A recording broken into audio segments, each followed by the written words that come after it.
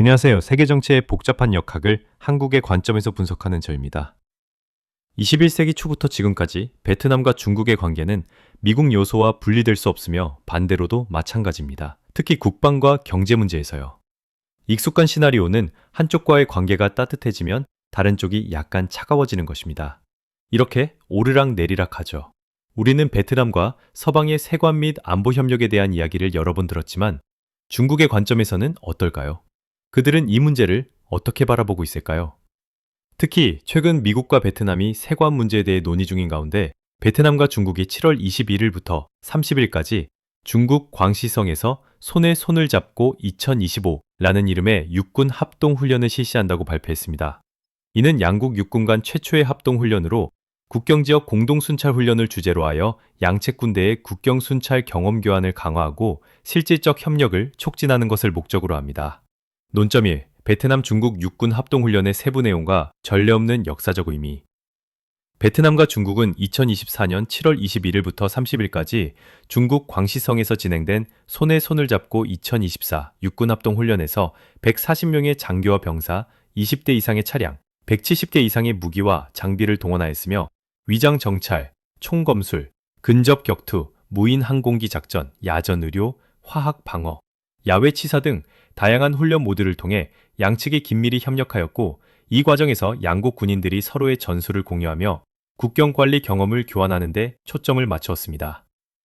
베트남 측에서는 군구 일의 부사령관이 이끄는 대표단이 랑선성 군사지휘부에서 훈련 준비를 점검하였고 모든 부대가 양국이 합의한 훈련 계획에 따라 완벽하게 준비되었다고 확인되었으며 이는 이전에 양국이 해상 및 육상 국경에서 공동순찰이나 반테러 협력을 했던 수준을 초월하는 것으로 국경 지역에서 육군 합동훈련이 처음이라는 점에서 특별한 역사적 의미를 지니고 있습니다. 저는 이 훈련을 바라보며 과거 피비린내 나는 국경 분쟁의 역사를 가진 양국이 이제 군사적으로 손을 잡는 모습이 단순한 상징이 아니라 중국의 전략적 포섭 시도라고 봅니다.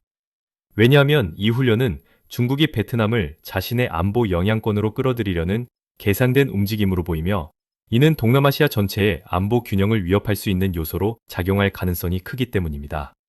베트남 뉴스에 따르면 이 훈련은 10일간 양측 지상군이 긴밀히 조율하며 진행되었다고 보도되었으며 사우스 차이나 모닝 포스트는 이 훈련이 미국과의 무역 전쟁 속에서 양국을 더 가까워지게 만든다고 분석하였고 다른 국제평론가들은 이 이벤트가 중국의 지역 패권 확대 전략의 일환이라고 지적하였습니다.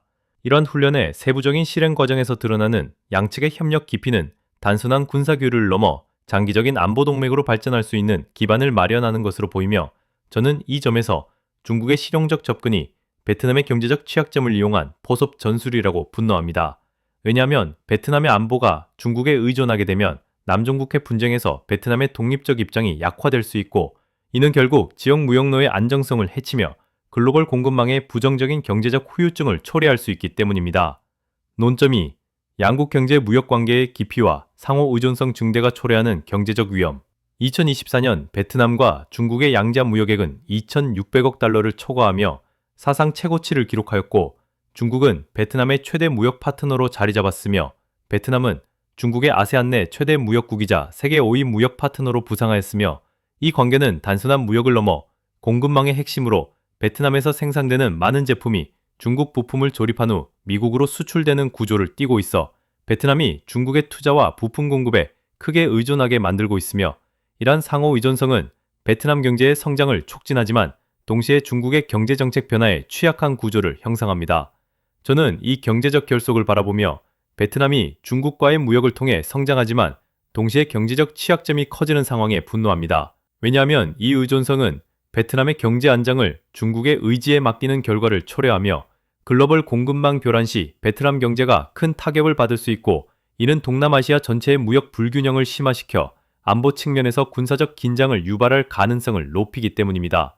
차이나 데일리는 무역 구조의 상보성을 강조하며 새로운 수준으로의 도약을 예측하였고 베트남 브리핑은 이 파트너십이 글로벌 긴장 속에서 더욱 강화되고 있다고 분석하였으며 다른 경제 전문가들은 베트남의 대중무역 적자가 지속되면 베트남의 통화 안정성과 산업 자립도가 약화될 수 있다고 경고했습니다. 이런 경제적 상호 의존의 깊이는 베트남이 중국의 공급망에서 핵심 역할을 하게 만들지만 만약 중국이 무역 압박을 가하면 베트남의 수출 산업이 붕괴될 위험이 있으며 이는 베트남의 GDP 성장률 저하와 실업 증가로 이어져 사회적 불안정을 초래할 수 있고, 안보적으로는 중국의 경제적 레버리지를 통해 베트남의 외교 정책이 통제될 가능성을 내포하고 있습니다.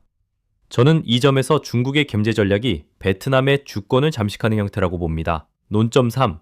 지리정치적 안보 측면에서 중국의 베트남 끌어들이기 전략과 그 함의.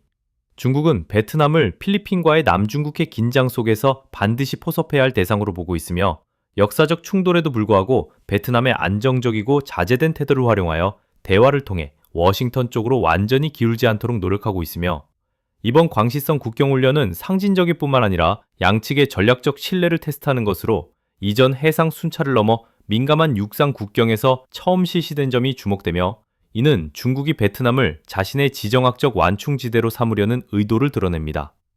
저는 이 상황을 바라보며 중국이 베트남을 자신의 영향권으로 끌어들이려는 움직임이 동남아 전체 안보 균형을 위협한다고 봅니다.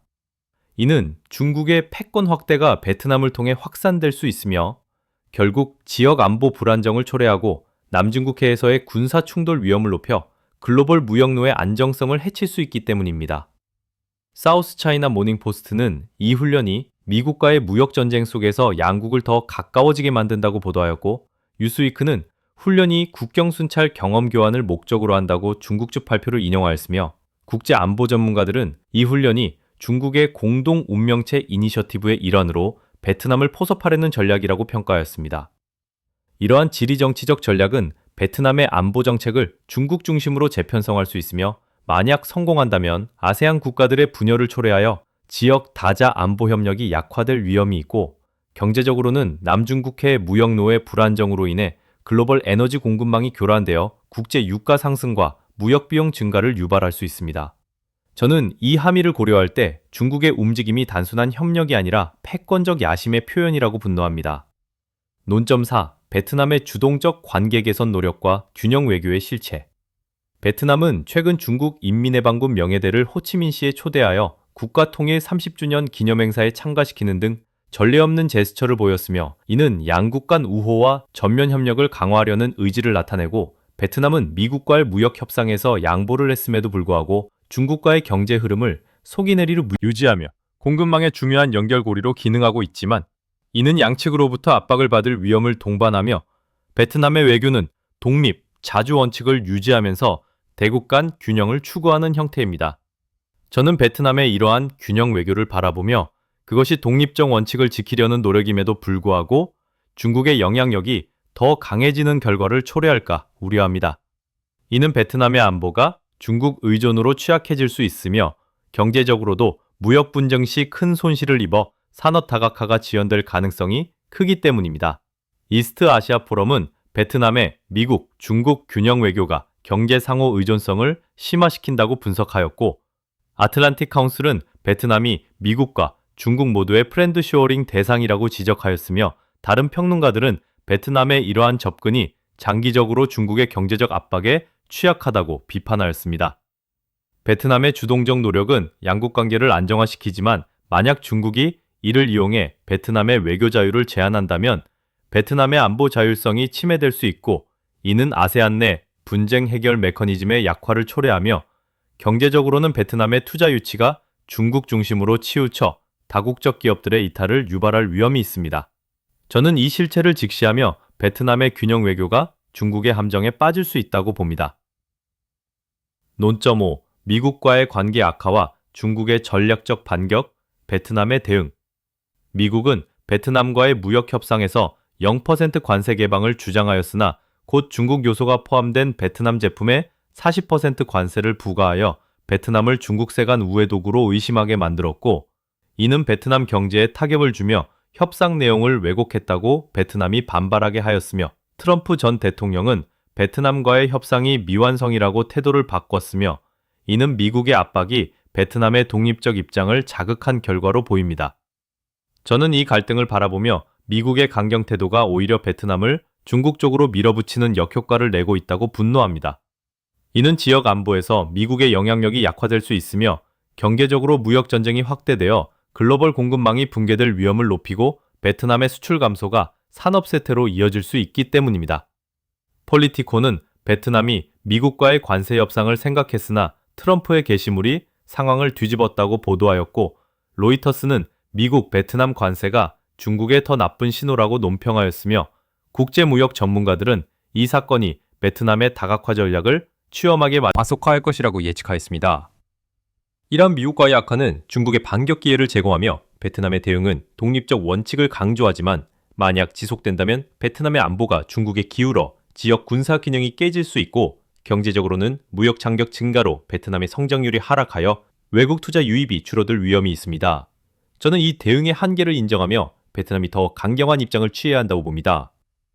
이러한 베트남 중국 밀착이 한국에 미치는 영향은 막대합니다. 왜냐하면 한국은 동남아 공급망의 핵심 파트너로서 베트남의 중국 의존 심화가 우리의 수출과 투자 안정을 위협하며 남중국해 긴장 고조가 한반도 안보에 연쇄 반응을 일으킬 수 있고, 경제적으로는 베트남을 통한 중국 부품 공급이 차단될 경우 한국 기업들의 생산 비용이 상승하여 경쟁력이 약화될 가능성이 크기 때문입니다. 저는 한국 정부가 즉시 미국과의 군사협력을 강화하고 베트남과의 경제 다각화를 추진하며 지역 다자 안보 프레임워크를 주도해야 한다고 봅니다. 이를 통해 우리의 경제 안보를 지킬 수 있으며 중국의 패권 확대를 견제하는 데 적극 나서야 합니다. 여러분의 의견이 다르다면 댓글로 토론해 주세요. 함께 더 나은 전략을 모색합시다.